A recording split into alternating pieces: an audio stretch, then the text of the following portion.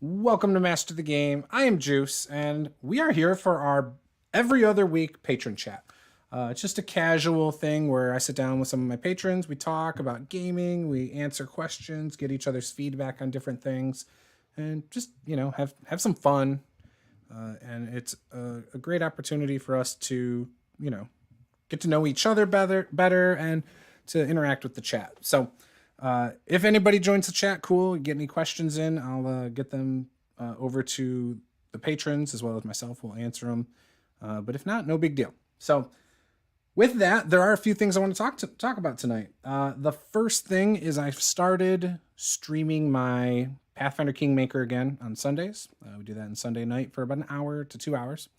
And I want to say I love the game. It is the gameplay of it is, and this is like my intro to this. I'm going to rant for a second. Love the gameplay. I have a good time with it. But there are some gripes. So first gripe, that's not that big a deal. There's not a good tutorial. Like they just throw you into the game expecting you to know how Pathfinder, the first edition, works. All the information is in the game if you want to read up basically the rule book of Pathfinder first edition inside the game. But I don't have time for that. And most people I know don't. And that's not my big gripe. The big gripe for me is that the game crashes all the time. One of the things I've done is I've read through the computer. When it came out for the computer 2 years ago, it had a lot of crashing problems. There were certain settings people did, like turning off autosave and things like that, because autosave would sometimes lead to a corrupted file, and then you'd play it for a little while longer, and then all the stuff you did then you'd find out is no good because it corrupted, 3-4 levels ago, and there's nothing you can do. So I've gotten rid of autosave. I just make a lot of saves now. But today, playing my off-stream game, I played for like 2 to 3 hours. I woke up at 5 a.m., was playing because my kids weren't up yet, and got pretty far, defeated a whole fortress with trolls and kobolds and all this stuff, and it crashed on me. Didn't save anything. Really pissed me off. So then I did a speed run at lunchtime without paying attention to any of the dialogue, and got to a point where I was like, all right, cool. I went into, there's another thing right near that fortress. So I beat the fortress. I was like, oh, I'm going to go do this since it's probably small. I'm going to a hag's house, I think, to rescue a boy or something. Went in there. As soon as I started dialogue with the hag, it crashed. And luckily I'd saved it right before going there. So then I was like, okay, well, screw that. I'm not going to go to the hag's house now. I'm going to go back and sell off all my loot, and then we'll save it and do something else. So I got all the way back to my settlement, and as soon as I sold everything and I went to save it, it crashed again. So I had 3 crashes today. Luckily, I have a save that's at the end of the troll base thing, but it's been infuriating. And it sucks because the game is so much fun to play. I'm not someone who gets upset by crashes usually when they're occasional or glitches. Like I play Madden 21, and that is a really glitchy game for me. But gosh, I just can't tolerate it. And I know it's going to happen on stream one of these days, and I'm going to go get furious about it because then I'm going to have to replay it. Or I'll just be like, screw it, I'm done streaming for the night. You know what I mean? So there's my ringing endorsement for Pathfinder Kingmaker, the video game. But it plays exactly. To me, it sounded like. To me, it sounded like, hey, it's really awesome. Save often. Oh God. Yeah, make multiple different saves. Don't save over old files. And see, that's the other thing. I don't usually do that when I play a game. I'll have like 2 or 3 saves because I like to keep it kind of clean. And so for me, this is like, I just feel like I have way too many saves that go all the way back to like almost the start of the game right now. And I hate that. Are you able to like name the saves or like add notes to them? I think you can, but it does keep track of the game time. So one, it tells you where it's at, like which map you're on. Okay. It tells you the Pathfinder setting date. So I don't remember the names of it all, but if you know the calendar in the Pathfinder Galarian world, then you know the date. That's how it is. And it tells you what day and what time of that day. So luckily I save enough that I know, I'm like, okay, I'm still in that month. And it also puts it in order of the date of the in game. So yeah. But other than that, no, you can't necessarily make notes, I don't think. Not on the console version. Yeah, because I forget what it was, long time ago, like one of the GameCube games allowed you to. The mechanic was you needed to kind of save often and on different things for various stuff. So I had a notebook just for that game where I was like, okay, save number 1 is this, and I did this combination of stuff. Save number 2 is this attempt. So I know I'd be doing that with Right. the Kingmaker ones. Because See, I should do that, especially since later on I have all the games I've ripped off of Twitch, and I plan on putting them on the YouTube channel. I should probably do that just so I can write a proper description and stuff, because I don't remember what happened in which save and whatever. My wife this morning after it crashed, she's like, you should probably just do the one map and like title your video based on the map. And I'm like, yeah, that sounds great. I could be like one of those walkthrough channels. I was like, but that's a lot of work. Like, I don't feel like doing that. Breaking down my 3-hour Twitch stream or 2-hour Twitch stream into like 30-minute segments or whatever. Like, that's just, it's too much work for no return. Cause nobody's coming to my channel to really watch Pathfinder Kingmaker. You know what I mean? That's more like for me. And I'm like, I'll share it with people. So just like my games, so when we play Tyranny of Dragons or whatever, really that's for us, the players and myself, right? And we share it just because I think it's kind of cool to share it and get some feedback on stuff. But mostly it's so I can document it and like criticize myself and fix things and correct things and have good notes moving forward. So it's a great game, it really is. But wait till maybe some of the bugs are out, if they're out ever. So with that, we've got some cool stuff coming up on the channel. We've got Pulp Cthulhu next week, correct? Not next week. Week from what Thursday. today? What is today's Tuesday. So. Tuesday the 10th. A week. Yeah, so week from Thursday. So that would be the 19th. Yes. So 9 days from now. Now, are we creating characters that first time? Is that like our session 0 then? Yeah, a couple players have already previewed their characters. Okay. And I have. Yeah. Okay. I will come up with ideas. I will not put anything into a character sheet until then. Yeah. And that'll work perfect because I've went through the book a couple times. I have it right here actually. And first of all, thank you. Peter bought this for me, sent it to me. It is really cool. I love the art style in the book. I showed Paula. Paula thinks it's great, but it's just a really beautiful book, well put together. And I was reading it a little. It sounds like you can play this with the other books for 7th edition Call of Cthulhu. So this is a expansion to that. But it sounds like you can also play it just by itself too. So yeah. Anyways, I'm looking forward to it. Paula was like, "Oh, I wish I could play." She can't do it on a weeknight though. So no, it looks really cool. I'm excited. And what I say I was going to play, I think I said I was going to play either like a beefcake or whatever, or something, a pretty boy or something. I don't remember. Basically a muscle guy. Yeah. One of my two players from the game that just ended, who's going to be playing. One is going to be, I think, a pizza delivery girl, and the other one is her grandmother. Nice. So that's awesome. Yeah, I'm looking forward to it. It'll be the first time I've played a Call of Cthulhu game for more than one session. So I'm excited to see how that goes. December, we're starting something new where I'm going to do one-shots, and I'm going to offer it up to all the patrons first, whether it's a Friday or some other night of the week. It'll be a few weeks in advance. I'm going to provide pre-gens so people can just jump in and play if they're available, and they don't have to worry about character creation. And then 20 minutes before stream, we'll do a rundown quickly of how it plays, like what you can do, what you can't do, whatever. Answer rules questions. And then when we play, we'll just have a good time, throw the rules out the window, and just have some fun, you know.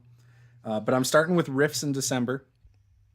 And I have not planned that campaign yet, but I will be planning that hopefully over Thanksgiving weekend. So yeah, one shots every month.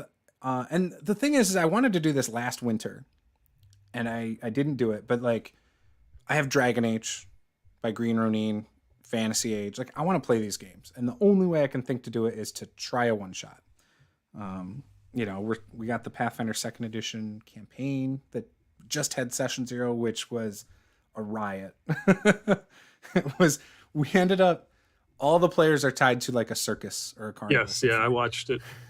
It was very, very good. I'm so excited. And then the only person who wasn't there is Draven, who's in our Back Me game.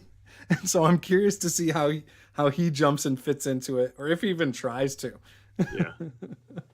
Like I told you, I was a little bit worried about my game maybe kind of going off the rails, but I don't think I'm going to even come close with that group. So Right. I'm safe. The best part, so I could be wrong, but I have a feeling I'm going to be like, okay, this is where they're at. Here's my prep. And they're just going to sit there and do nothing in the town but plan their like circus event for the next, that whole session. Yeah. And I'm just going to sit there like, oh, okay. Like, and that we're going to have sessions like that. I have a feeling. But yeah, it's going to be great. Going to be great. I also have a bunch of, I have a review of a system. It's in beta. So they're sending me the book now, signed by all the creators. It's in beta right now. I'm going to see if I can pull it up real quick. I'm kind of excited about it. So, it's I want to say it's called like Shards. I'm so terrible. I think I said this 2 weeks ago too, but I didn't really have anything concrete sent to me at the time. Where is it? Oh, I can't find it. That sucks. It should be right here. I don't know. I got it somewhere. It's probably on my desktop. Maybe that's why. Shards of something, or I'll have to find it later. Damn, I did that last time. Oh, there it is. Soul Shards. Soul Shards RPG demo is what I have PDF of. But anyways, it's in beta. And let's see. Am I able to show this? I'm going to make sure I show it. It's worth it. So that's the game. You guys can't see it unless you're on YouTube. But YouTube. It looks so good. So like the art isn't finished for the book. It's 233 pages. Here's like the table of contents. You know what? Actually, I could probably do a screen share. Probably should have just done that. Where is it? There it is. Is that it? That's not it. Here it is. Perfect. Share. So there, now you guys can see it. Cool. So I'm like super excited about this. I don't normally get excited about games being sent to me to review necessarily, but this one, like I was going through it, and I'm like, this kind of looks cool too. But there's so much. There's not a lot of art in the beta, so I'm assuming once they get art done, it'll probably balloon up to a few more pages and stuff. But yeah. Anyway, so yeah, there's lots of stuff, like I said, kind of coming on the channel. And I'm excited about it. So yeah. So what's up with you guys? What you got going on over at BN Drake? Do you have any new games? You said you wrapped up 2 of them recently, right? Yeah, both campaigns that I were running finished up this last week, Thursday and Sunday. 5 and 6 hours respectively. That's a lot. I just got to go through the video and hope and cut out, cut them down to at least like 4 or 5 hours. Right. But yeah. It's a lot of work, man. Yeah, it was. Someone should pay you for that. I should. I need to talk to the owner. For real. But it was really good. I think the conclusion to both campaigns went well. Everybody seemed to enjoy it. So. And both of those are leading into our Pulp Cthulhu game, you said, or at least one of them? Yeah. Actually, both of them will have elements in the Pulp Cthulhu game. Awesome. For sure. Very cool. And then are you going to be starting up any other games other than the Pulp Cthulhu, or is that it? Yeah, the Sunday group is decided. I didn't know I didn't think I did a very good job with Stars Without Number. I thought it was I thought I did an okay job, but they were like, sure, we'll play it again. So the big bad evil guy in the last campaign, who they kind of fought against, this new campaign, they are helping rebuild his empire. Oh. So they decided, they're kind of like remnants of what's left of the empire, and their job is to help him rebuild. So I thought that was... That's interesting. So they were on one side. Now they're going to play as the other side. Yep. That's like some Star Wars, like balance in the Force kind of stuff going on there. Yeah. I like that a lot. That's cool. I would really dig something like that for sure. I was telling you the other day, I've never played or ran a campaign to completion ever in my life. For whatever, I mean, so Paula and I have moved a lot in 10 years, a lot. And all of our in-person games have fallen apart because of moving, people's schedule. Like we had kids, like that killed a couple of our campaigns at one time because we went from no kids to having a kid. And then another player in our group had a kid. And so it just screwed everything. And we've moved cross state twice in that time.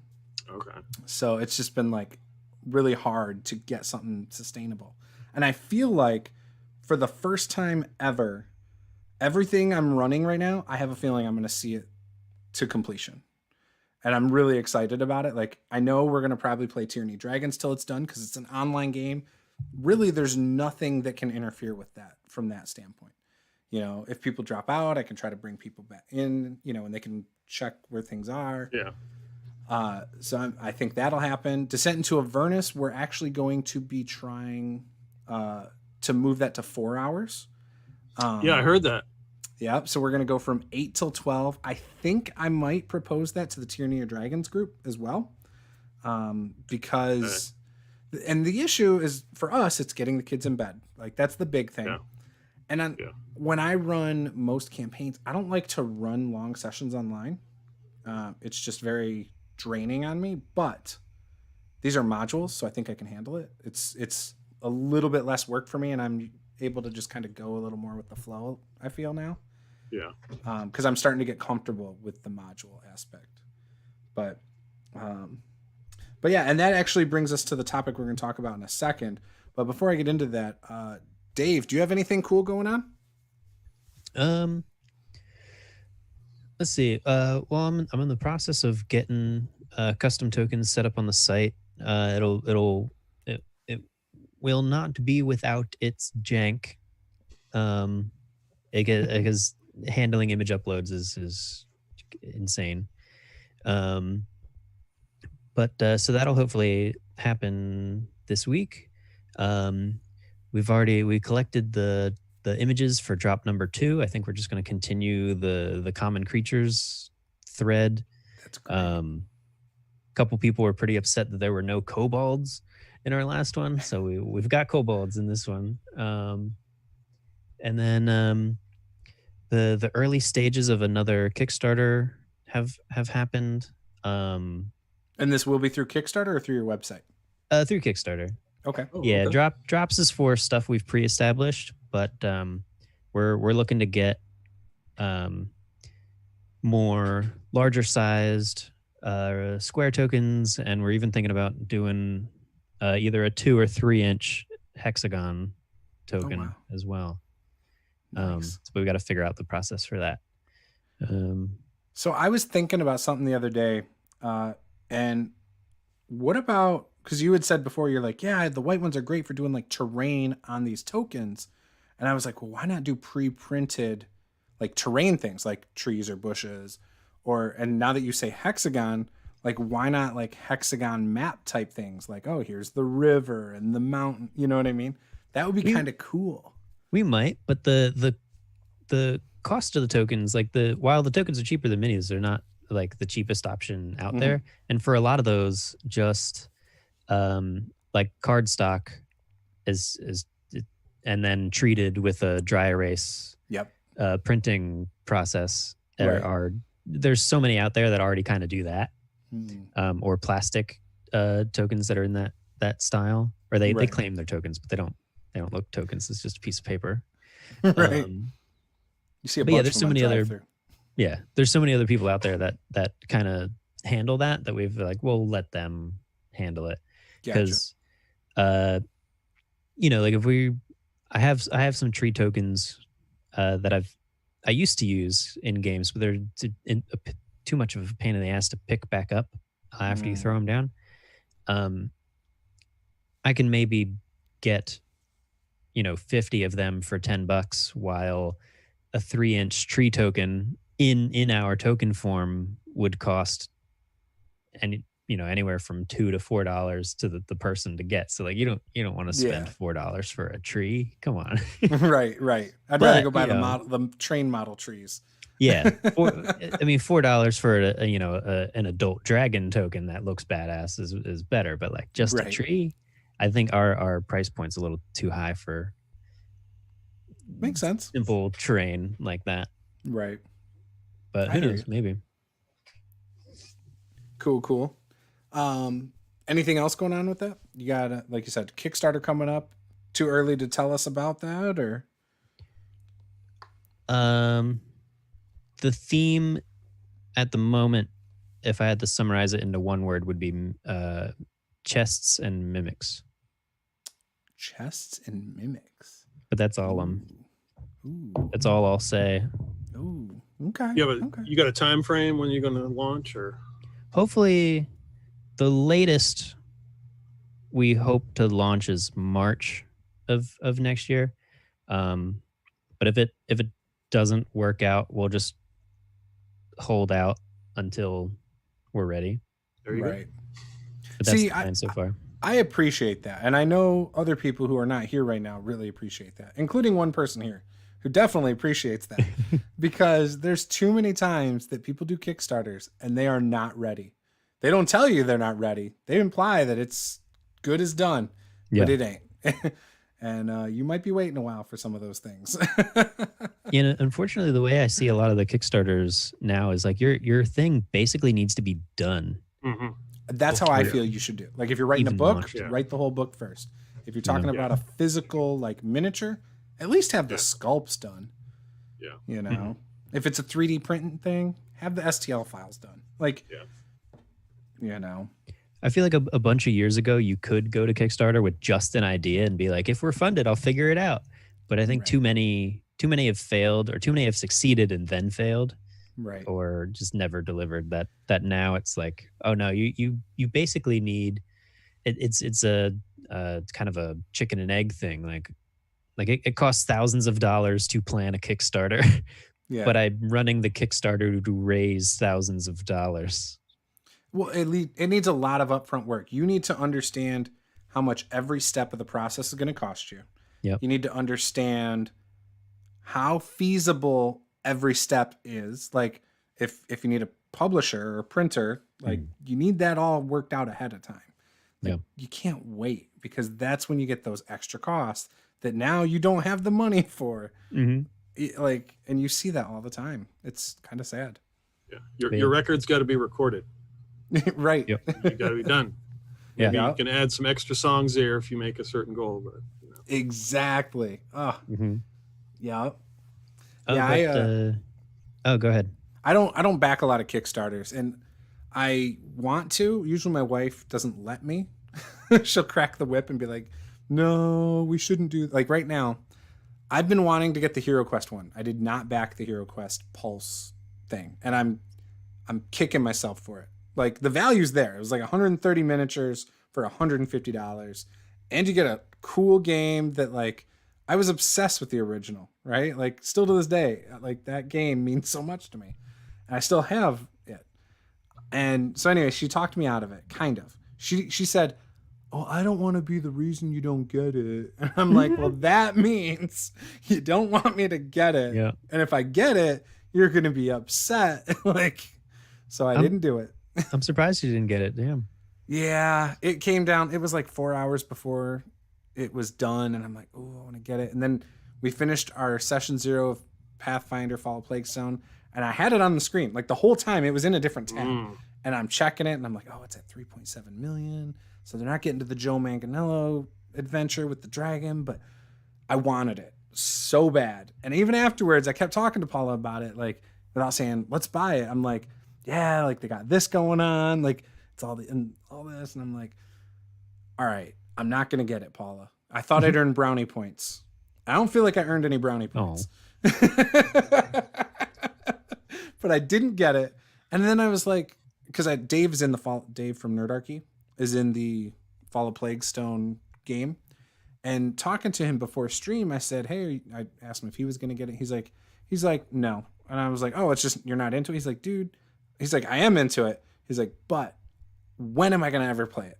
Like, when am I going to do it? And I was like, he's spot on. Like, I haven't played any board games in like 10 months, other than like a couple little kids games with my daughter. And so that was probably the moment I decided I probably wasn't going to buy it, because I just don't have time. But the miniatures I could have used for D&D. Like, that's the other thing that is on my mind. I'm like, it's less than $2 per miniature. But do I need orcs? Do I need mummies? Do I need goblins? No. You might. maybe. But I have a bunch of those. I have barbarians. I have wizards. I have dwarves. Like, I have elven archers. So I don't need the 2 elves, the male and the female. Like, the orc bard probably would have been cool. But I don't know. So I talked myself out of it. And it's probably for the better. It saved me $150. So then I can just, next time there's something I really want, I can be like, so Paula, last time I didn't get the best part is Saturday we had plumbing issues. And so when we bought our house, we had a plumbing issue the first day we bought the house. Couldn't figure out why. Had a plumber come out and snake it. And then like 6 months later, our water stopped again. And it's only on the garage side of the house. So our kitchen and our garage where our laundry is. That's it. The bathroom side, where we have 2 bathrooms, no problems whatsoever with our plumbing. Well, that's good. Yeah, like the gross stuff you would think. So when they came out again, they snaked it again, and they were like, you don't have a clean out. So they put a clean out in our crawl space underneath the kitchen so they can easily get there. The pipes are smaller than they're supposed to be. We had, if this is your pipe hole, you ended up with like this big of a hole where water can go through because of grease. Because people be cooking burgers and put it down the sink before they bought it. They were like, this had to be like 10 years of grease buildup, they said. So they cleaned it out as good as they could. So then when it backed up again, that had to be what it is, but it's behind the clean out, right? So I sat there and I told Paula, I said, go do what you were planning on doing. Take the kids with you. Boiling pot after boiling pot of water just down the sink. I did it for 2 hours and finally got it to break loose. Wow. Yeah, it was a mess. So I need to snip this section of the video up once it's done and share that with my partner, because we got a pretty big heated argument about me. I was trying to convince them not to put grease down the sink anymore. Yeah, like, as long as it's hot, it's good. And I'm like, no. It cools off. It cools off like that. Yeah, look at how quick it cools off when you just put it in like a container. That's it. Keep your. So here's what we do. So because I had the same issue with my wife years ago, and I've complained for years about that with her. It happened in the first house we ever bought. She would do that, and I was like, you can't do it. And so I did the same thing there, where I had to do boiling water down the stove, and I knew, because she wouldn't listen to me then. She got it and didn't do that anymore for the most part. Like, she'd dump it into something, but then like she'd still scrape the pan into the sink. I'm like, you can't do that. Like, so we'd still end up with a little bit of grease down there. So anyways, obviously when that happened last year, that was like her true wake up call. But I think still what happened is she's been drying out a lot of herbs from our garden. And so that's actually what clogged it with the grease this last time. But the grease is what stopped it from, the dried up herbs from going. So, but yeah, we use like spaghetti containers. Yogurt containers, put your grease in there. If it's plastic, it's not going to be a problem. You can pour boiling grease into it. Old butter container, like if you have the round like butter containers, those work too. And we put that in the sink and then dump it into it. So, you know, but yeah. Oh, it's a mess. So, back to what we were saying though about campaigns that like I've never had end. Peter, you had asked me if I prep a campaign with an end in mind. And in a sense, I actually do. And I didn't plan this, but I have it right here. I actually have what I do when I do a homebrew campaign is I do an outline, and that's kind of what I start with. For example, the Forgotten Throne campaign I did last year that went like 12 sessions before it ended, before all my players slowly dropped. I had started with an idea and not an outline. I was like, you know what? I'm not going to worry about an outline. I'm just going to have an idea for what I want to kind of happen in the background and however they change it. But I found with that, I didn't have enough direction to prep accordingly and to give them hooks that might lead them back to the main story, right? I'm cool with players going off story. That doesn't bother me. I don't try to railroad them into it, but I think it's important to sometimes give them a hook that can bring them back. So this is a campaign I prepped like 5 years ago. This isn't the whole thing. It was actually 2 pages. It's called The Black Hand Mystery. And one of the things about it is I actually took Tyranny of Dragons inspiration for the stuff I really liked in that, and I put it into this. But it doesn't start like Tyranny of Dragons in Greenest. It actually starts in that, like, not in Greenest, but a city that I treat like Greenest later on, where you have... and maybe one day I'll turn this into something more because I've run this for 2 different groups. I just never finished it. But the idea is there's a city that has a missing people. Like people will be asleep in their bed and the next day they're not there. But there's evidence left behind. A black hand on their door, things like that. And so it's the mystery of the black hand. And what happens... should I give away the information of what actually happens? Screw it. I'm going to do it. So there's a necromancer who comes into town. He casts the silence spell on a house where he's been kind of scouting people out, knows who he wants to take, right? Casts a silence spell. So he can walk right in the door. Nobody hears it. He walks into the bedroom of the person sleeping, cuts their hands off right there, takes them, and then turns them into a zombie. So they die. But their hands turn into the monster that's just the free hands, right? The other thing he also does is if people come to his lair, he will do a sleep spell, and he will stick your hands into a mimic that then bites your hands off. You die. You turn into a zombie. He resurrects you as one of his zombies. And the mimic thing is kind of funny because I had a group that got to his lair, and this is just the first part. This isn't even like the main big bad evil guy for the campaign. This is just like chapter 1 bad guy of like 12 chapters kind of thing. So when you get to the lair, you're like, oh, there's a chest, and you go to open it. Rather than the mimic just attacking you, it shoots out 24 of these little tiny hands that attack you. And then on top of that, you're also fighting a mimic. But it's not like they just crawl out. Like he shoots them out, like blah, projectile vomit hands, and they can swarm. It's like a hand swarm. They can swarm you. They can grapple you. They do all sorts of stuff. But yeah, so that's one of the cool things about it. But the main aspect is there's 8 pillars of bad guys. 8 pillars of death is what I call them.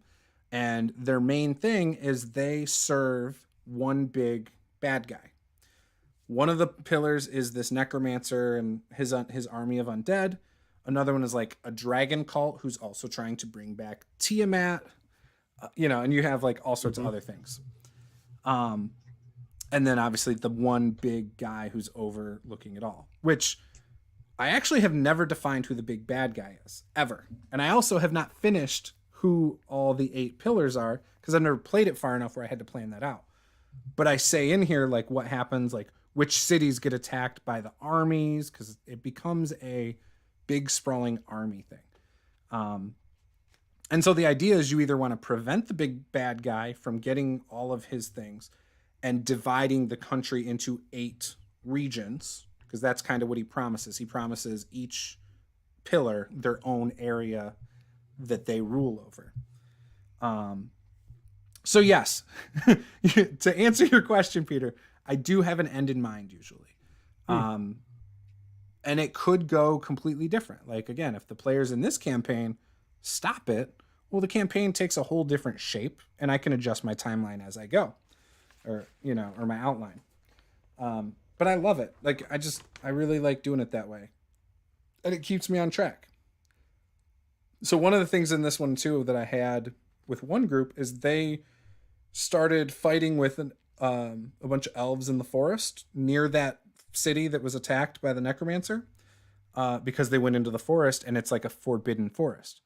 And that's I compared those elves to, like, in The Hobbit, because I've never read the books, but in the movie, it's like, oh, you're in our woods with our spiders and whatever. You're not supposed to be this close to our city. And so I kind of treat it like that. And then I do the same thing, or I did the same thing with, like, not the same thing, but I had that group also entangled with some goblins on the coast that were ruled by a bugbear. A lone bugbear that kind of treated himself as the king of the goblins, and he made the goblins bring him trinkets and all sorts of stuff, and so he didn't have to work for it. And just because he's bigger and badder than all the goblins. And so it was kind of cool because I didn't anticipate the campaign going that way. But yeah. What about you, Peter? Do you plan a campaign with an end in mind? I think, yeah. Depends on the campaign. I try to put out different plot threads. Mm-hmm. I usually will have like 3 or 4 or 5 going, and the players will come up with some, and depends on which one they pull on. Mm-hmm. That will kind of like lead me in the direction they need to go, or Right. they'll kind of direct it. I think it's more, and also more like the number of sessions. I found that around 50. I think the last this last campaign was a little bit different because we started every other week, and then the Thursday group was like, we want to play every week. So it turned into 36 sessions, and then the every other Sunday group was 19. But I kind of have a vague idea kind of how to start, but they usually take it in directions I won't anticipate. Mm-hmm. That's the best part, though, I feel. Oh yeah. Like some of my favorite stuff was when that group went on the side quests that they weren't really side quests. They thought they were investigating the thing, but I knew in my mind exactly where I wanted the necromancer's place to be. For me, based on because I had already designed like his lair, I wanted it in the mountains. And then north of there in the mountains, I wanted the dragon cult because of that part was completely inspired by the Tyranny of Dragons camp module. And I was like, I love this first little bit. And so like that part in my mind on the map went like this. And then the necromancer went down here. And they were like, well, we want to investigate these forbidden woods because the name is Forbidden Woods. I was like, oh, okay, cool. And then they're like, oh, well, we're not allowed to be here. Maybe we should go further west. So they went to the coast because they knew there was like a cave up there. Well, that's where the goblins and the bugbear that I kind of improvised and came up with it on the spot. But I was just going with where they were. I just didn't want the necromancer to be like in this one place out in the open. Like to me, I was like, no, that's too vulnerable. And like even in his lair, I had devised like, oh, there's like a back exit that's hidden that he can easily sneak out on a skeletal horse. So I did stuff like that, and it was cool. And you said you run campaigns of 50 sessions, right? How many have you run like that? They have run, let's see, so 2 5e campaigns were around 50. I'd have to look. And then these last 2, these stars without numbers equal 55. So yes, wow. 3. And what is it about 50? You just feel like that's the sweet spot? I don't know. I think that seems like a pretty good spot. It lasts a little bit over a year. Mm-hmm. Could you do weekly? Yeah. Well, the one group is every other week. This one's really going to be a butt kicker because because we're going to start off weekly and I'm going to have the other week. So Right. I kind of reached my saturation point, like my burnout point. And I think it's always a kind of a good stop, also a good stopping point. I think I kind of envy the people who, you know, get online and they'll talk and be like, yeah, my campaign's gone on for 5 years and we've had all these, and I'm like, that's really cool. I mean, that'd be awesome. It just doesn't seem to work when I try to do it. What about that guy who's been running a game since like the 70s still? I mean, that's awesome. You see that article about that guy? He's been running with like a table of terrain like since the 70s, and he's still running. It's not the original group at all. Like when people drop, he just brings in new people. It's like a revolving door of people over the course of 40 years in his game.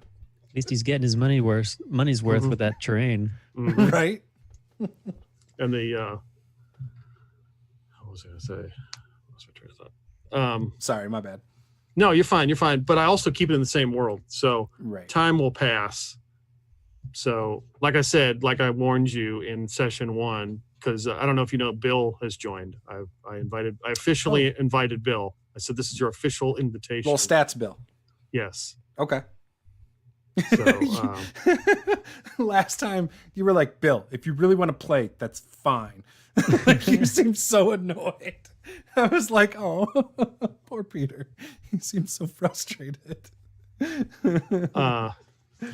Yeah, I had there was a player I wasn't sure which group he was going to join, but he's going to play in the Sunday group. Right. And so I'll take 6 players. So for you and Bill, the first session is going to be kind of, there's going to be a lot of hints to previous campaigns that the other players will get. So we can play the My Guy's Big and Dumb and hit his head before. Like I've totally cool with that. No, there's it could be a lot of inside jokes. Gotcha. So I just don't want you to, you know, it's not. Yeah, no problem. So I always had this thing about playing in like Star Wars world, for example, because I'm not like a Star Wars. I love the movies, but I don't keep up on the lore. And so I've always been uncomfortable playing in that galaxy because I don't know like any history. I don't know what's what or where, who's actually good and bad once you get outside of like, you know, the actual main characters. Yeah. Like Boba Fett, like for the longest time I was like, is he good or bad? I don't know. Like everyone loves him, so he must be like a dark good guy or something. Obviously he's a bounty hunter for whatever. But so I've always struggled with that. So I've always told people if we're playing Star Wars, my person is either got to be a droid that just has not been programmed to know anything, or has amnesia, or hit his head, like something like that. But yeah. Yeah, I don't think I've even played or ran a campaign that's lasted 55 sessions. Like thinking back on it, the most maybe 20 sessions total. Most of my games have always been like once a month or once every month and a half. And so that's the other thing. The couple times I've tried to run more frequently, like I did play by post games, like those aren't in sessions. That's just hey, we'll play and keep posting daily. I think I did that for a few months before I was like, this just isn't for me.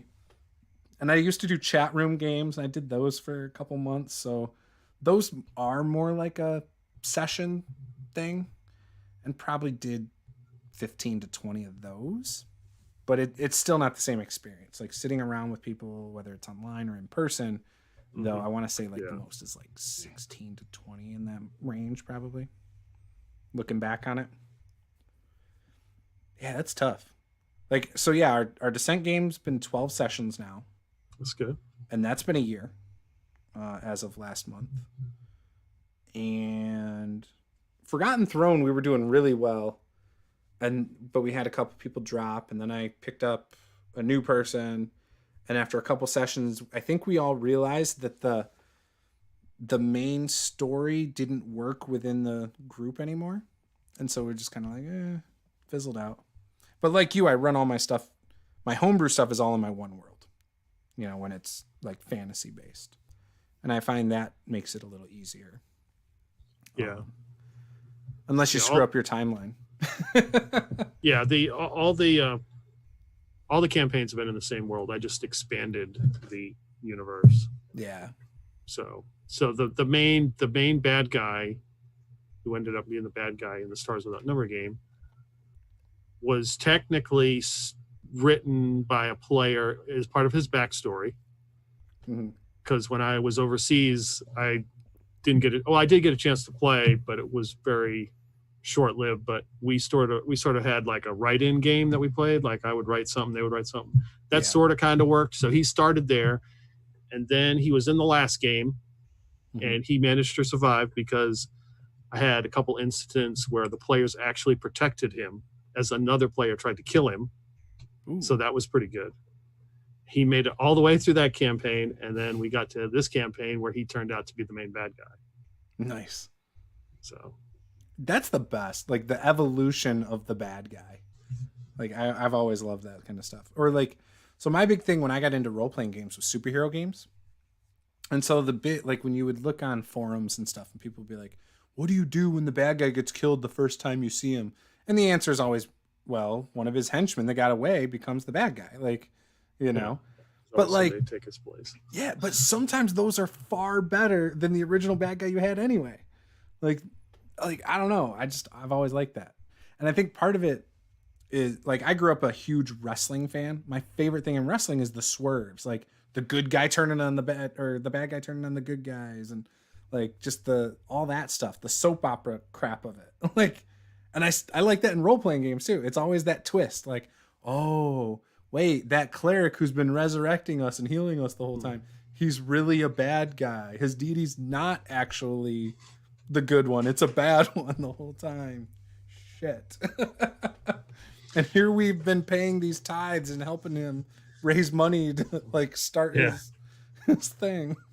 Yeah. One of the players of my game decided that he called himself Father of the Sector and was going to be like in charge.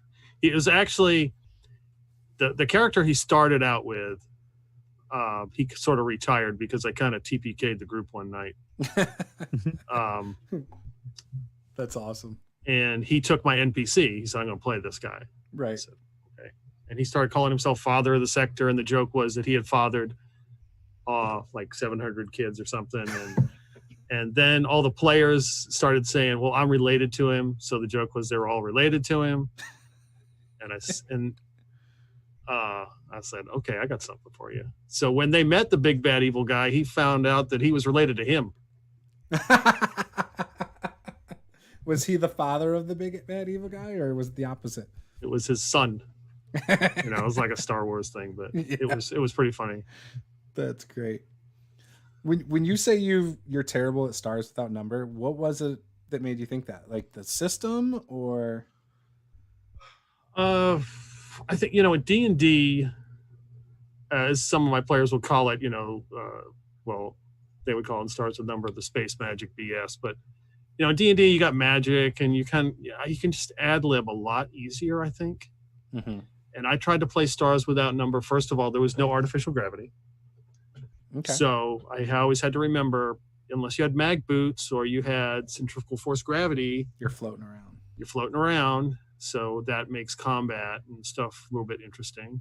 Mm-hmm. And just kind of like improvise a sci-fi setting was just kind of like was a challenge as opposed to D&D. Yeah, I found Paula and I have talked about like modern stuff, modern games compared to D&D. She can't wrap her head around the idea of running a modern game. She feels like there's too many options. Like someone could pick up a phone and call someone like that, or basically any information thing you can figure out like in 2 seconds because of the internet. And so, or it's really hard to plan for where the players are going to be because cars, and you can get somewhere in like 30 seconds. Like all that stuff for her is overwhelming. And I get it, because when I first started running like a couple superheroes games online, I felt the same way. Like I almost felt like I had to railroad players to tell the story, like because I was trying to tell a story rather than just reacting, which does it matter if the fight breaks out in a deli at a grocery store or at a hospital? Most of the time, no. No. Like, you know, you can still tell a fun story, have the bad guy get thwarted, and, you know. Hit him with a marble rye. Right. And the other thing she struggled with was give the info dump, like the hook. Like, well, okay, the players are here, but how are they going to find out that the bank's being robbed or this? And it's like, well, it's easy. It could be on the radio, it could be on the TV. When they go to boot up a phone and look at the internet, it could be the homepage of MSNBC on their phone, like, or Fox or whatever the hell they're interested in. First thing on their phone is robbery or social media. Oh my gosh. Like, so there's so many easier ways, I feel like, to give the hook. You just, like, as a game master, have to kind of jot down some, like, just have a quick table of some quick ideas. Like, oh, the radio or this or that, or somebody texts them. Could be like their friend or their family texts them. Yep. You know? So I feel like it's actually easier to get the players to go to the spot you want in a modern setting. But a lot of people I've noticed feel like it's the opposite. You know? So, and I think we talked about that. I've talked about that with a few different people now. Because, like, if you play Call of Cthulhu, it's the same kind of thing. You don't even have to play, like, in the year 2020. You can play in, like, the 1930s. You still have some of the same hurdles. Yep. Right? So, yeah, I don't know. What do you think? Do you think it's easier or harder? Or? I guess, yeah, in that respect, because when I was discussing the Pulp Cthulhu game with some of the players, that they did bring up the internet, and they said they didn't want it. Okay. And I said, okay, I'll have to figure that out. But see, they have visited this planet in this world. Yep. And this was before we discussed the game. So yeah. So I went back and looked at what they did. And of course, they shot satellites out of the sky. So there you go. And there was an EMP that actually hit the vehicle. Right. So it will have been an EMP that wiped out the internet. Interesting. So it'll be modern, but it's not going to feel as... Okay. So when we're playing Pulp Cthulhu, it's going to be more of like a sci-fi futuristic thing, but with some throwbacks. Is that the idea? No, it will. I would say sci-fi. No, I would say, it's a good. I don't want to. It's kind of like post. I don't want to say completely post-apocalyptic because it's not going to be like, Mad Max. It's like Total Recall or something. Kind of. The setting. So there's a lot of things that have happened in the setting in previous games that will come up. Right. So aliens have visited and they were destroyed, and like I said, you have technology, but some stuff is advanced, some stuff isn't. Yeah, like only older cars would have worked after the EMP. Right. There'll be no internet. We have obviously some modern stuff, but I don't think it'll be overwhelming. Okay. No worries. I'm cool with it. I'm along for the ride. Dave, what about you? You've run some campaigns before. What is your prep method? Do you prep from the end forward, or do you just run modules? Like, what do you do? For a campaign as a whole, I've absolutely used the strategy of every game I run is in the same world, kind of. Because then I don't know, it makes prep I've previously done becomes more valuable now. Right. But in terms of like the main campaign, I guess you could argue each game is part of the same campaign. Right. But for the most part, I don't really have an end in mind at launch. I'll start with a premise or a cool launching point. The campaign I've been running that's been going on the longest, I surveyed the players that came on. So I really had nothing going in. And I was like, well, what type of setting do you want? Do you want your typical fantasy? Do you want steampunk with magic? Do you want, super high tech? So I asked them a bunch of questions and then just from that, we workshopped that. A large number of them were new players to 5e, so the general consensus was just give us normal fantasy, and I was like, okay, cool, I could do that. Right. And then from there, just was like, okay, what's typical fantasy starting point? Pick a starting town, and then I just put random stuff. Just kind of populated the town and made random, problems or quest hooks and things like that. Right. So it was like starting with the micro, yeah, and build out. Yeah, but I also had, because at the same time I was building a world, which I think is different from campaign building. Mm-hmm. So I have an overarching theme for the world as a whole, and then as the campaign started super micro, but the world building started super macro. Extremely macro. Mm-hmm. And they're slowly meeting in the middle now. After we were talking about the number of sessions. I used to keep track of every session. I kind of stopped this year. Oh, you're like the most organized person I know. What the heck? But I'm just kidding. I stopped. Well, I have records somewhere. They're just not in the single spreadsheet anymore. Right. So I can update it. I'm probably going to go update it now. But I stopped counting at session 63. Mm-hmm. And we played a couple bi-weekly games since then, and then moved to monthly. So maybe we're only into session 70.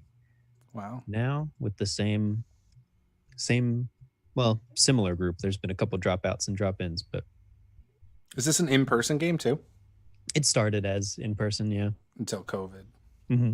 Gotcha. But yeah, that started as extremely micro of here's the starting town, and then steal player backstories. So I was like, well, what's the kind of character you want to build? And one character was like, I want to be on the run from the government. And I was like, I want to be a wanted man. And I was like, okie doke. Like used to be in the Navy and then left and committed, like did a mutiny or whatever. And that was his thing. I was like, all right, cool. So we started in the town where he's wanted in session 1. They're like, guys, we need to leave. So I was like, oh crap, I spent way too much time building out this town just for them to leave. But you just had him hot on his trail too quickly. Yeah. That's probably the real issue. You started overzealous on it. You pushed him out. But yeah, that was all character driven, really. But that was, but yeah, that was fun. So for campaign planning, I usually just start super tiny, but world building, I'm like, I don't know. I start crazy. One of the first things I do is I generate an entire world map. And then from there, like just looking at geography. If I go, that's a cool looking place, and I'll just zoom in and I'll like figure out. That's how my stuff kind of started. My world go on there, yeah. I like so back like 4 years ago. Oh no, longer. I think 2014-ish. I was streaming from my in-laws' place. They were in Arizona for the winter. I wasn't streaming, actually. I pulled out my camera and recorded it. I was bored. My daughter was sleeping. We only had one kid at the time. My wife was at work. We had just moved to this side of the state.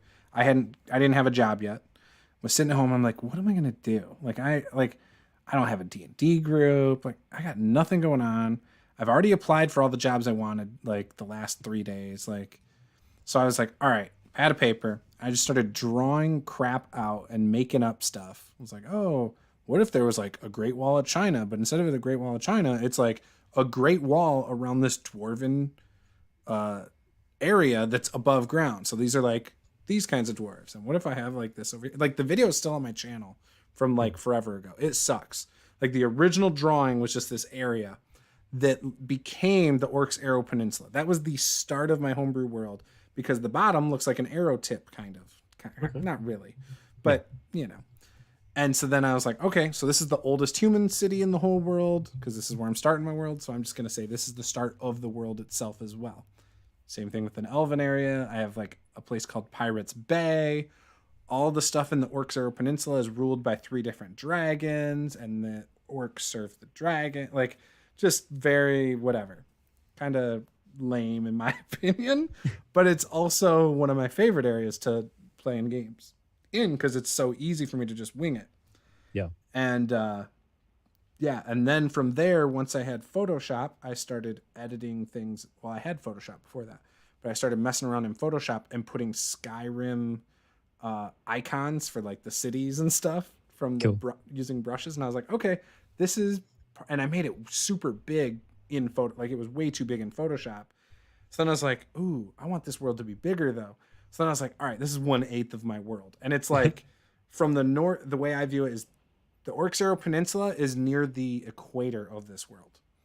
And so then it goes all the way up. You've got the next area up was my next homebrew campaign in the Pine Run area, which we didn't stream that game. That was just an in-person game that Nate from WSD20 played in. Yeah. I think that was the first campaign world he ever played in, actually. Ooh, it's starting to rain.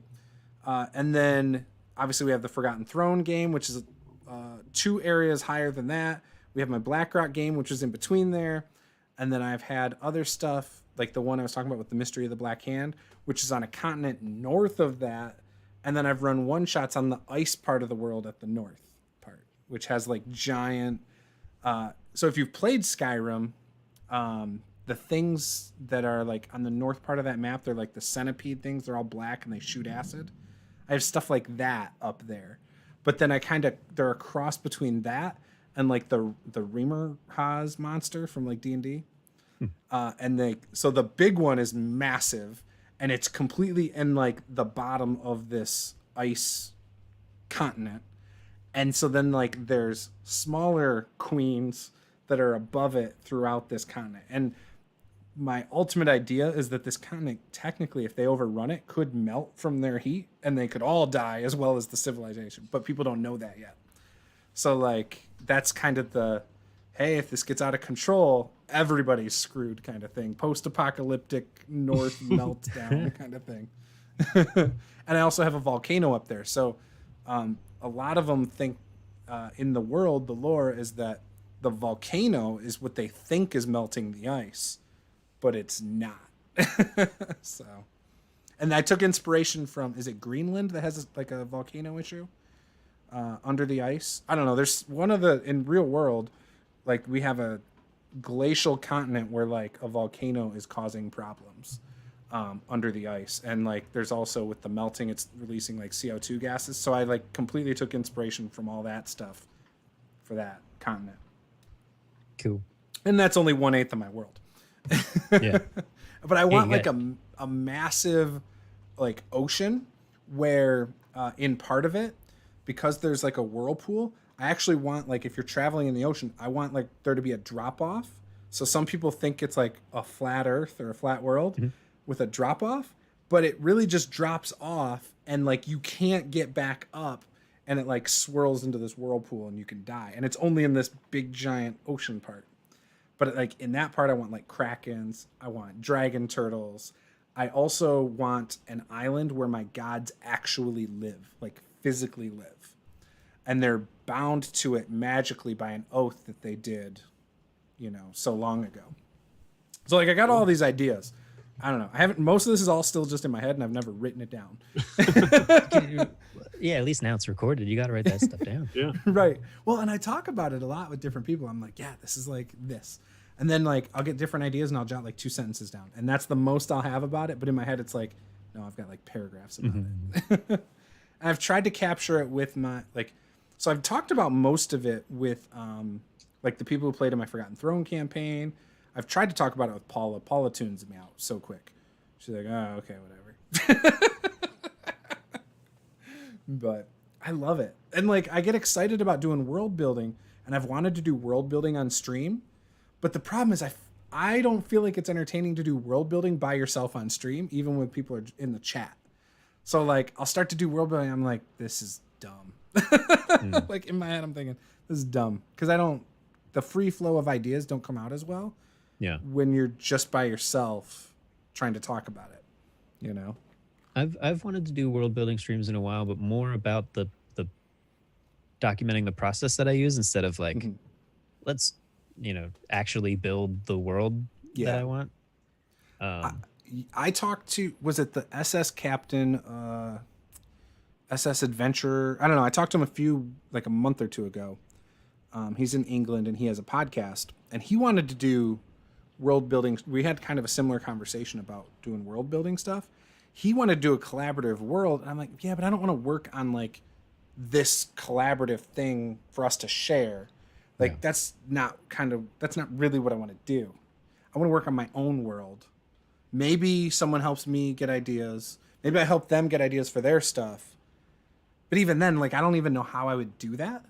Like, one of the things I like about World Anvil, their Discord, is they have prompts, and they're random as shit. Like, you can go in and type in like a prompt, and it'll say, "What are the flowers in your southern hemisphere like?" Or what, like it. I don't know. It'll just come up with some really off the wall thing you haven't even thought about, and so then you like, oh, okay, and you start working it like. So for me, it'll trigger something within me that I never would have come up with, and then I'll start tying it into something more important, right? Like, oh yeah, there's this flower that, is the only known ingredient that you have to have to save you from this kind of paralysis or something, or this genetic defect, or maybe it's a huge quest item because it's used for perfume that all the nobles like, or just something. And now you got a black market item because they're hoarding it in the black market or something. I don't know.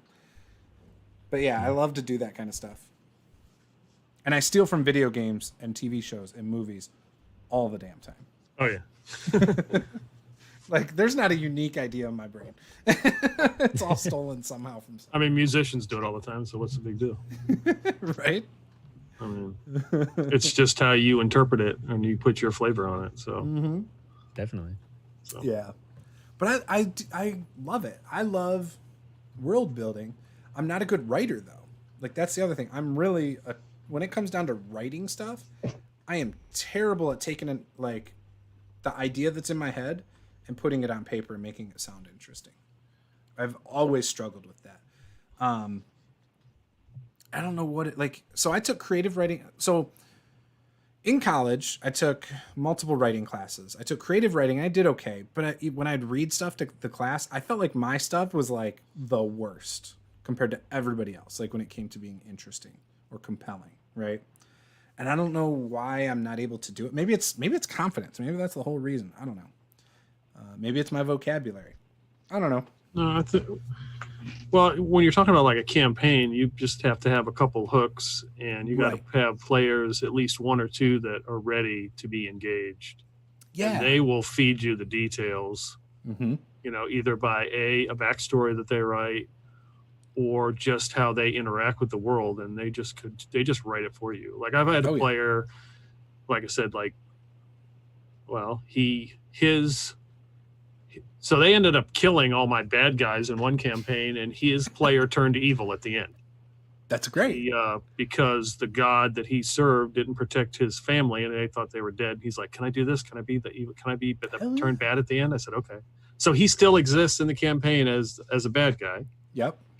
So that gave me stuff, and then in another campaign, his player dies. And comes back, and he comes back from another multiverse. He's the same technically player, but he's in a multiverse, which he's a gorilla. Right. But he said, I'm fighting this Vermeerge, which is out of like 4E monster. I never heard of it. So that became the hook for the rest of the campaign, was this Vermeerge ship had crashed somewhere and they needed to find it. Right. So, that was part of it. So they, players definitely help you write. I try to immortalize all my players or the characters that they've played. So like the Black Hand game that we played with the family, we got far enough in that campaign. We were so actually I ran that start. I ran 3 different groups through actually. So the first one, we got to the point where they were going after the dragon cult through the mountains, and they found like a gith that was in an old mind flayer cave. and they found like a dwarven fortress that was being attacked by dragons, and that was where the campaign ended. The cliffhanger was literally a dragon was flying over this fortress as they came out of a cave and looked up at the fortress. Like, I really wish we finished that. But anyways, the idea was that they were going to then, because they were onto the heels of, they understood kind of what was going on at that point. Like, oh, the bad guys are uniting to take over. And so then the idea was that they were going to need to get all of the cities to unite using an old pact agreement that they had together that brought peace in the first place between all of them, to then fight these things off. And that was kind of how that campaign, the outline I showed you, was kind of supposed to go. And so I played it with a third group that I set it 80 years in the future. But the bad guys' plan hadn't changed. They were still trying to unite all these groups to then do it. So, and so when they got to the main city for it, there were statues of the original group who fought it off. Arthur Denpagan. We had like, oh, and the only living character was an elf, obviously, because they can live for hundreds of years. So 80 years later, it wasn't too bad. So there was an elven hermit wizard who actually was the player character from the original thing. And so then we played another game with some of Paula's family, and they were in it, and they're like, wait, there's a statue. Oh, no, it was Paula, actually. No, it was Paula. She's like, wait, there's a statue of my old character? Like, it took her a second for it to all for her to realize that. And she's like, oh, that's kind of cool. But I always try to do something to, bring in old player characters, whether it was a one-shot, someone I played online with 5 years ago. I try, if I remember, to go find what that character's name was and bring them into it. Because I have all those notes in my blue binder. So this is my homebrew world notes, like from previous games, from just notes I've taken. Like, this was a cultist city in the mountains had the Keystone Tavern that was hanging between two mountains. Like, just little notes. There's like the little map for it, like on the back, and it had a hole in the bottom that they would feed a giant wingless dragon at the bottom of the pit. They'd feed it by throwing people out the bottom who were onto them being a cult. Because they'd try to steal from them, and then if it just, they'd throw the bodies out the bottom. But yeah, and I've got my note. Did I ever, you know what? I'm going to have to share this in the, oh my gosh. The map I told you about from my first stream. There it is. World. There it is. Yeah. Nice. There's really nice. the peninsula. Yeah. And the There wall. we go. Very cool. So this has all my notes from 5 years about my world, and I love it. But yeah, I have a 3-page document about an organization that started with a player group that was supposed to be a campaign. We were going to play with do you guys know who Locrius is? He's a guy who's in a band called Planetoid. They're awesome if you like interesting, weird music. They're supposedly aliens, and they make rock music and stuff. They're really cool. But he recorded videos about D&D monsters after he was supposed to play in this campaign, and where he talks about the monsters. So the Froghemoth, the Nilbog, which is Goblin backwards. So he has these videos that are really well done to the point where Chris Perkins has shared it, and it's got tens of thousands of views. I'll send you a link. I'll post it in our Discord later today when we get off. But anyway, so we never played the game. We did a session 0. Everybody made a single video for their character, except for 1 or 2 people. But things happened, and we never played a game ever. Man. And that inspired a faction called the Anvil Ringers in my campaign, because we were talking about, so they were a city that's off of a desert, and they were going to do so they were like, yeah, we want to be or I said, hey, what about being treasure hunters? They're like, yeah. They're like, but because the way the players are, they're like, but we don't actually want the magic items. We want to destroy them all. And I was like, fuck yeah. Yes.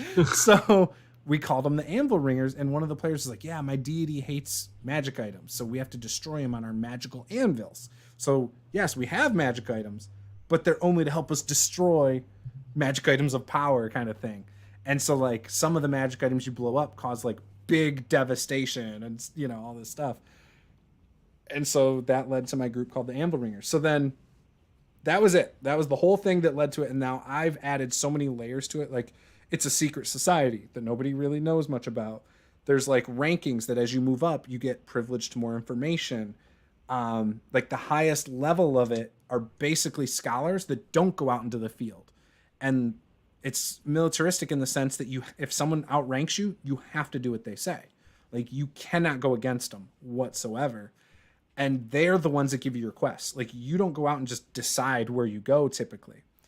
And the thing about it that I always wanted to do is I could be running, say, Tyranny of Dragons and like have somebody confront you guys about joining the Anvil Ringers.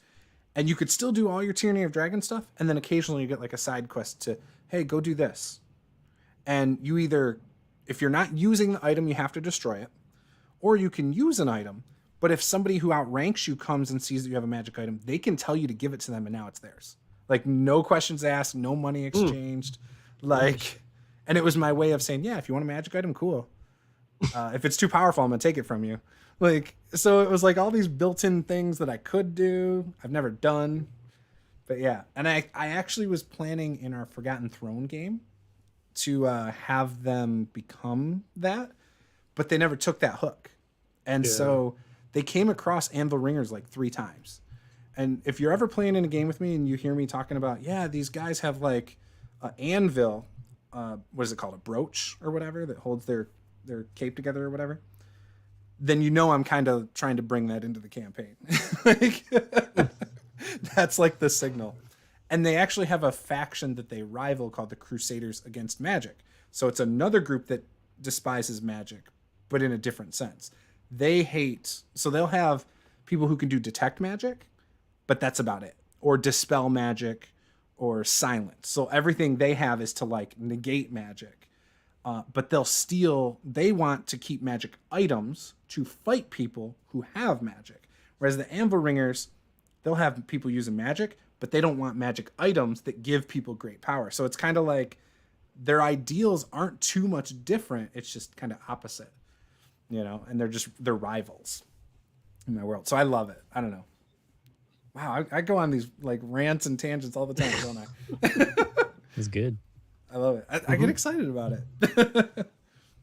Now I want to like sit here and do world building the next 3 days. Like you were talking about the statues from a previous campaign. That's how the player came back as a gorilla, because they ended up in a world where the previous campaign had defeated the Lich Queen, and in this world, in the arena, they had put statues to the players, and one of the players got polymorphed into a gorilla and was grabbing the Lich Queen and smashing it around. So his ghost was floating around and like possessed the gorilla, and somebody said he should come back as a gorilla.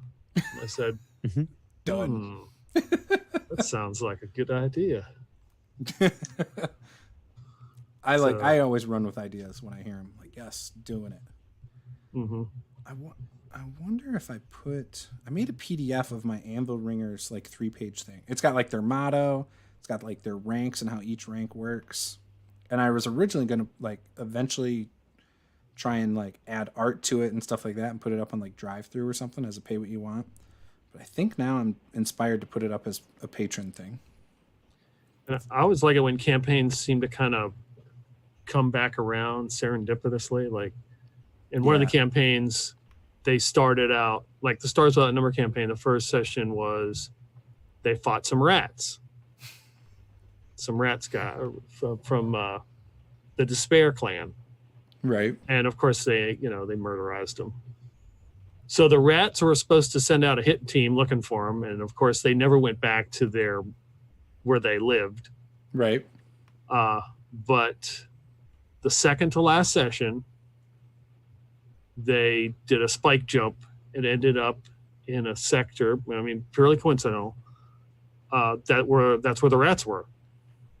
So then they spotted their spaceship that looked like a big piece of cheese, and they had to fight them.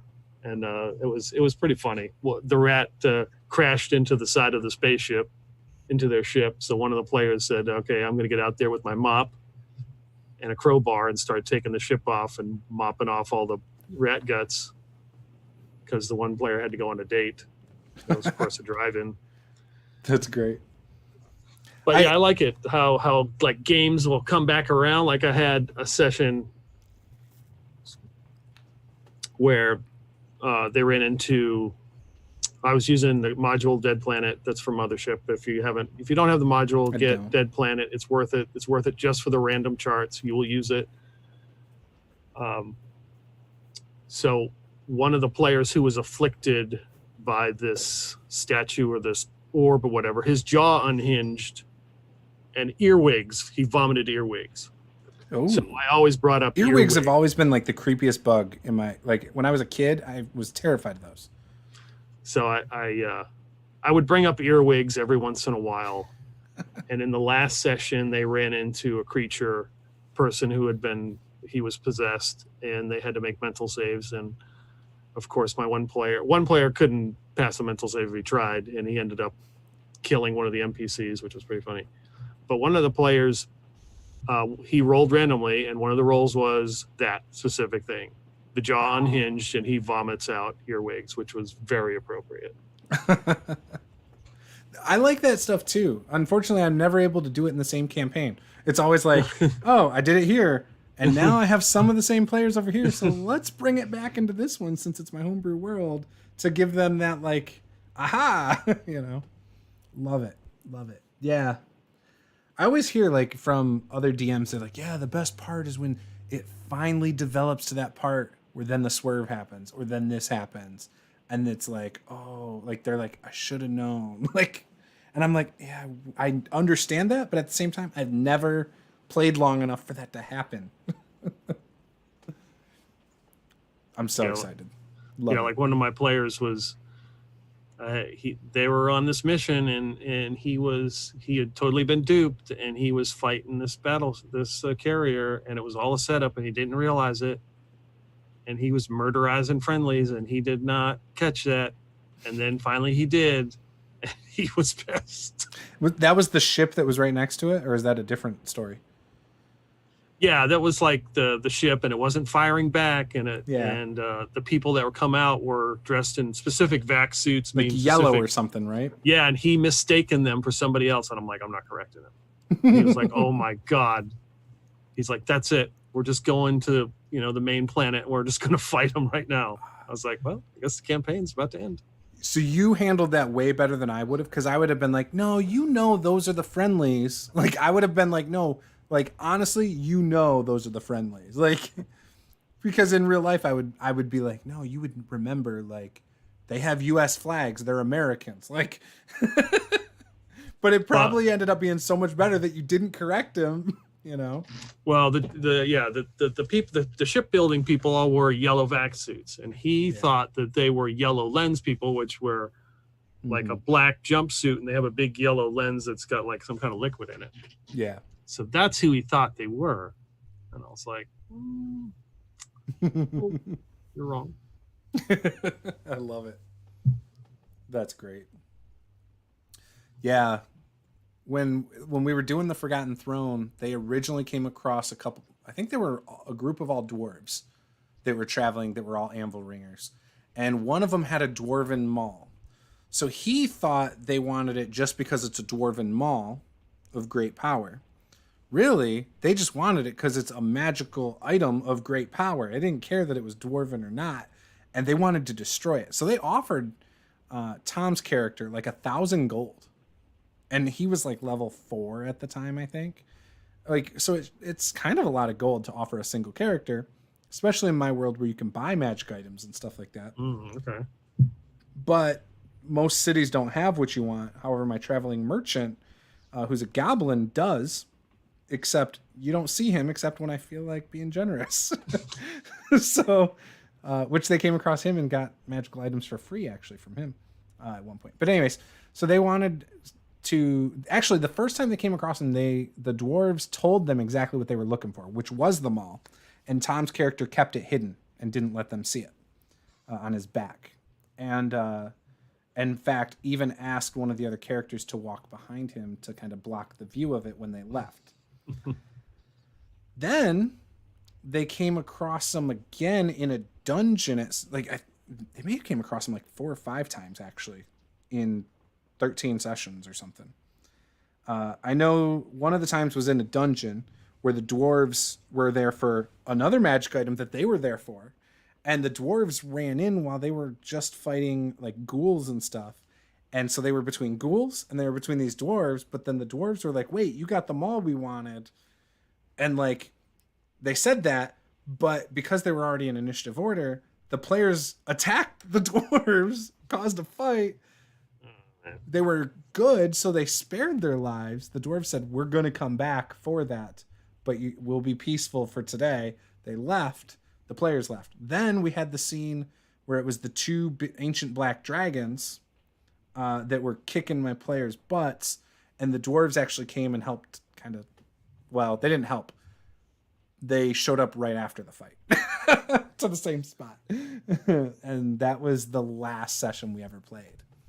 So who knows? Maybe those players I'll immortalize with them joining the Anvil Ringers or something. I don't know. Maybe there'll be NPCs in my Anvil Ringer PDF that I put out on drive-thru one day. Actually, that might be kind of fun. Run into the BlackRock group. I'll be waiting. Yes. I actually already plan on those characters coming into that because Laura and Tom play in that. Mm-hmm. And so I feel like that would be kind of a funny thing to have happen. Didn't so Laura played like some kind of archer or something, and she was like hitting everything. So you definitely need to use that character as an NPC and just like, no, you're getting hit with arrows. It don't matter what kind of cover you got. You're in. Oh, you're talking? No, she doesn't let you finish your sentence. You're shot. Exactly. Because she ignores cover and she doesn't let you talk. There you go. So that would be awesome. I couldn't resist playing that NPC. And then Tom's character is missing a foot. So I might have to do something like so where they're at. Do I have a picture of my map? I might right here. It's not in there. Where they're at in my world, it's just south of there too. So it wouldn't be far fetched really. It would actually be really possible for it to happen. I got a bunch of notes in here. They like. For Laura's character, it would actually be kind of a stretch to get her down there. So she's a noble. She only came because the original Gold Dragon, who's the king of that northern region, is dead. And she was there to kind of investigate some stuff. No. So this is the Anvil Ringers. Oh, no, that's not. I got all sorts of maps down here now that I'm looking around. Yeah, I don't know. I don't have it with me over here. It must be over there. But so where she was at, she would have to go east. Like she's from an island that's a pretty big like nation, and it's like northeast of where they were, off the coast. And so then there's mountain. So in the Forgotten Throne area, there's like mountains that kind of are a barrier that keep them kind of locked in. There's only one opening that kind of you can go south. And then once you go south, then you go west, and you're kind of at the north part of where the Black Rock stuff is. If you go down and around, you're at the Burlington Castle, which, again, by boat would be real easy to get to where Laura's character's from. Considering she's looking for the heir to the Gold Dragon, maybe he's there. And so maybe I could tie it in like that. Yeah. And so like maybe her and Tom's character and Paul's character are all there. And maybe I'll even bring in like Courtney's old character and Lady Tiefling's old character and have all 5 of them there together. Well, so the heir to the Gold Dragon? Yeah, so the Volcar kingdoms were rescued by a gold dragon. So there's a shadow dragon and there's a gold dragon. The start of the campaign was that the gold dragon was sick. He was still alive. And he ended up dying. It was like a magical sickness kind of thing. That the shadow dragon kind of came up with this plan. They didn't get far enough to figure everything out, but so there was a lich druid, like a druid lich, that was part of helping brew this up with the shadow dragon. And it was also where the druid's lair was, there was a spread of sickness all around the area where like livestock was getting sick and dying as well. Your farms were having a hard time trying to grow crops. So like I was going to try and make it as things went on, a little bit more resource management, but I didn't want to start that way. And so then like, hey, this area is kind of screwed, and to create some urgency at times. And, but yeah, the gold dragon died a few sessions in, and the hook was I was trying to get the players originally to the main city. They never went, and that was fine. We just ran with some of the other stuff they wanted to do. And so then like the idea was certain nations from around the world, like Burlington Castle would probably have people there. Laura's Island would have nobles there to pay their respects, things like that. And it, like, I imagined it kind of like in Game of Thrones when like the kings or any of the rulers died, you'd have like, what was it? The seventh chapel or whatever. And like, they'd all come together and have a powwow or something. Yeah. And like gifts would be given to the new king and stuff like that. But there wasn't a new king yet. And so they knew that the heir to the throne had been taken out of the city like 30 to 50 years prior. And the only person who knew his location was an advisor to the king who was a dragonborn who was already dead. So you couldn't like just go to the guy who knew and ask because he's dead. So you could investigate in the kingdom by looking at his paperwork, kind of like the first season of Game of Thrones, how Ned Stark figures out, oh, none of them have black hair, like and stuff like that. So like you could do something like that. But they didn't do that. And so then when Laura's character joined later, that was her interest actually as a character, but the group as a whole wasn't trying to figure that out. Yeah. You know, they didn't care about the heir to the throne. Like that was not a hook they were trying to pursue. So she's trying to find the heir to the throne. So did anybody, so I guess it would be interesting to find out if somebody is like, maybe whoever her arch enemy is, or whoever like threw whoever is like throwing the heir out, have them run into that group and they help them unknowingly, and that's when and that's when the other group shows up and it's like, you dirty SOBs, you're helping that person, and then they attack them. Right. And one's a half orc, so it's easy to assume he's bad just because of that whole stereotype in D&D, right? And the other one, I want to say Paul's character was a wizard, but like I want to say he had like more like dark tendencies as a wizard. I feel like maybe I'm thinking of his warlock from the start of our Blackrock game, maybe. But I want to say his wizard I'll have to go back and watch to do that, to tie it in well. But then like Lady Tiefling is a tiefling who has a egg that she doesn't know what animal or whatever it is, but it's in her. Are you soaked? I'm totally soaked. I even tried to like delay leaving the store because it was downpouring. You should have bought me a Christmas present.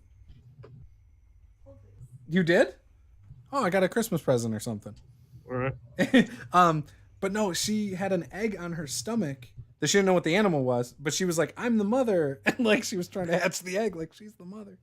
And so it'd be funny to tie a tiefling who's got an egg that she's trying to hatch into. Maybe the egg's hatched. And I remember, so some of the ideas I had for it was like, well, maybe it's a basilisk or something like the bull gorgon thing or something. I know that doesn't make sense for an egg, but I was trying to think of some kind of monster creature. Yeah, I was trying to think of a monster creature that could be like most people would think is bad in the first place, but I never came up with one. Oh, that's cool. She got a tree topper for our Christmas tree. It's a snowflake. 19 lights. I like it. Oh, you're gonna say a goblin or something? But yeah, so like that would see. This is why I like talking to you, Peter, about my games, because I always like start getting these ideas, where I'm like, yes, it's gonna happen. It's gonna happen. Those characters are coming back in this campaign, and maybe I'll pull in some other characters to mess with some of the other players too. That's great. Anyways, so it's about 10 o'clock. I should probably go help her with groceries, especially since she's drenched. But I had fun talking. Like this is my favorite kind of chat, where at the end I'm like, oh, I want to go world build. I want to go do this. And I want to go like prep games. Like these are the best ones. Like, I know it was a little slow with me ranting in the beginning, and it ended with me ranting. No, I don't. But hopefully you enjoyed it. Yeah. How about you, Dave? Did you have fun? Yeah. We'll I have to like do. hearing about this stuff. We'll have to do like just a chat where we literally just talk about our games. Maybe next time we just talk about our games, homebrew world games and whatever. And I could totally hear more about your games too, Peter. I love hearing about like all your interweavings and everything. I love that stuff. And we have to hear more about your games, Dave. I'm gonna let you talk more next time. Okay. I try to. I actually go out of my way to limit like how much I say, just so I don't take over. Oh no, you're good. I feel like I pulled a roll stats tonight. But no, it was fun. So with that, guys, if this is your first time here, hit subscribe. If you want to join in on these chats and be on screen with us, $10 and up patrons get to do that. You're going to get dibs on one shots. If we have enough people at $10 or more that want to play in games, I will run more than one shot if we get to, like 10 people who want to play that are patrons of the $10 tier and up. Even if you're a $1 tier, if I don't have enough people to fill it at $10, I will offer it to a $1 tier. And then I will also offer it up to anyone on my Discord before I open it up to anybody else. Sometimes we bring in other YouTubers, other friends of mine that I have as well. Because ultimately I still want to have a good time with everybody and I want everyone to have fun. But I do try to offer it up to patrons first and all that good stuff. So we have a Beckme game that's going to be played next Tuesday. And then, we alternate between this and that. And right now, how many people we got in that? Like 6 now, because we have a new player that's supposed to be joining. He has to create his character with Bill and stuff like that. But he's also from our Patreon. And so December, again, we have Riffs. Probably in January, I might go with something a little bit easier, like a D&D one shot, just a little D&D 5e quick one shot. And then I want to run like a Dragon Age game, probably a couple, the next month or something after that. So maybe like March, February, somewhere in there. So if any of that sounds interesting, go join our Patreon. I need to update the words of the reward tiers because I think it still says like playing the specific campaign or something. I just haven't gotten around to updating it. And if you want a shirt, I am giving away a shirt for a $50 tier. But I want to offer more value as well. So if you got ideas, something that might make you interested in a $50 tier, private message me and I will fix that before you sign up. So with that, guys, this is Master of the Game. I'm Juice. This is Peter from BN Drake. This is Dave from Tactical Tokens. Go follow them. We'll see you guys next time. Game on.